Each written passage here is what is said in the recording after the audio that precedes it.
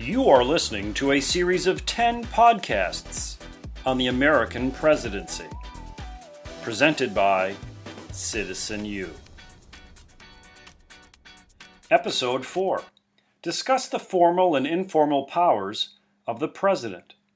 Explain how and why presidential power has increased over time.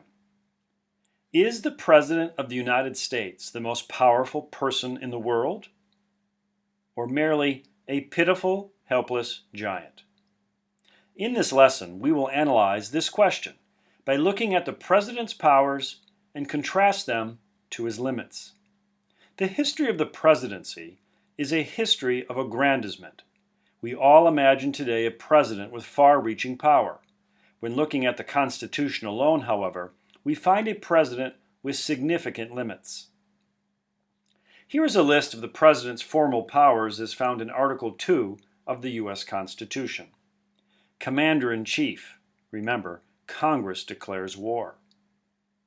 He can make treaties, but only with Senate approval. Appoint ambassadors, again with Senate confirmation. The President gives the annual State of the Union address. He convenes special sessions of Congress.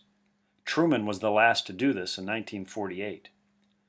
Presidents receive ambassadors, and they take care that the laws be executed. To this list, many would add the veto, once rarely used, but now played out more frequently. Fewer than 4% of all presidential vetoes are overridden. This is not an impressive list, not impressive by anyone's standards. Yet today, many would argue that the U.S. President is the most powerful person in the world. Noted political scientist Richard Neustadt found the modern president's power in his ability to persuade. The unique position the president has to bargain and use his political resources has made any chief executive extraordinarily powerful. Today, the president is powerful due to his ability to politic. This involves applying his influence to important decisions. Log rolling involves trading votes.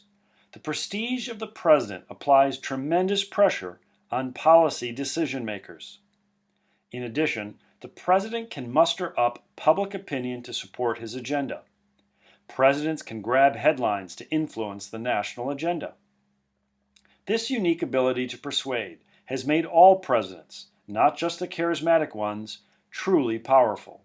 No one has a bully pulpit like the president. It should be added that certain powers exercised today by the president are also based upon tradition. These powers are not found in the Constitution, but are routinely practiced today without any reservations. They include executive orders. These domestic decrees carry the force of law, but do not require congressional passage or approval. The president can change and affect policy details through directives like these. Obama, for instance, has changed details on various education and healthcare laws without any assistance from the other branches. Executive agreements. These foreign policy decrees carry the force of treaties, but do not require the Senate's approval. The president can change and affect foreign policy without having to bother with the Senate. Obama, for instance, has made numerous overtures in the Middle East without involving the other branches. Executive privilege. This privilege allows the president to seek candid and confidential advice without having to disclose details to the general public. Despite promises of transparency, all presidents utilize executive privilege to keep matters of importance outside the purview of the media. We are also learning today about presidential roles. The President of the United States has to wear many hats. The President of the United States has to fulfill many different roles. What role do you think is most important? How would you rank them? Here is a list of the primary presidential roles. Chief Executive. The President oversees the vast powers of the United States government. Ultimately, the President takes responsibility for governing. When times are good, the President receives praise, but when they are bad, he is left with the blame. The president's closest political and policy advisors are to be found in the White House office, sometimes called the Executive Office. Members of the White House office are generally drawn from the president's campaign. As chief executive, the president is called upon to make the final decisions in all public policy matters facing the nation. Commander-in-Chief. The Constitution created a military that would be led by a civilian. The framers hoped that such a setup might make war less common. The President of the United States, a civilian, is in charge of our entire military. Congress declares war, but the President mobilizes troops at his command. First strike capabilities are not checked or balanced by any other branch of government. The President of the United States can launch a nuclear strike at any time, and seemingly for any reason. He is the Commander-in-Chief. Chief of Party. Chief of Party is an informal power. There is no mention of this role in the United States Constitution.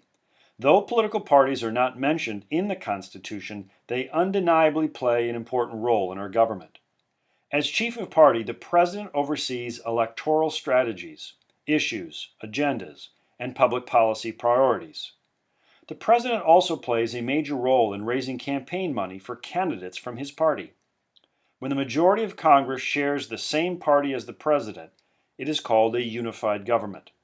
When the two are different, it is called a divided government. Chief of State. This may be the President's most esoteric role, yet some would call it the most important. This role is primarily ceremonial. As Chief of State, the President serves as the embodiment of America. When there are important occasions around the world to attend, our President goes. When important visitors come to America, our President serves as host. When we honor our heroes, the President awards them. If there is a solemn event, our President speaks to the nation to console us. Throughout history, the king played this role. We have no king. The stand-in for Chief of State is our President. Our President is first citizen. Chief Legislator. Though the Congress is given primary responsibility for writing laws, our President serves as Chief Legislator. The power of veto, the power to reject laws, is given solely to the President. Fewer than 4% of presidential vetoes are overridden. In addition, the Constitution requires the President to give annually a State of the Union address. Often this is a legislative agenda for the year. Through his bully pulpit, no single person in our government is situated better to influence the legislative process than the President of the United States. Chief Diplomat. One of the clearest powers granted to the President is his authority in foreign policy. Appointing ambassadors, receiving foreign guests, and designing treaties with other nations is a fundamental part of a president's term. The State Department, along with the Secretary of State, completes much of this work. However, the President conducts the highest levels of negotiations. The President makes agreements with foreign powers. Formal treaties require Senate approval, but executive agreements do not. As globalization spreads more and more around the world, the role of chief diplomat takes on greater and greater importance. Can you think of other examples? What role does President Obama perform best? What role is most important in order to be reelected? What role do you think is most important? When looking at these roles, it is hard to imagine that our founders wanted a weak president. The framers may have feared monarchy as much as anarchy, but they also understood the necessity of creating an energetic president. This type of president had strict limits, but could respond to national crises with imminent effectiveness. You are listening to a series of 10 podcasts on the American presidency, presented by Citizen U.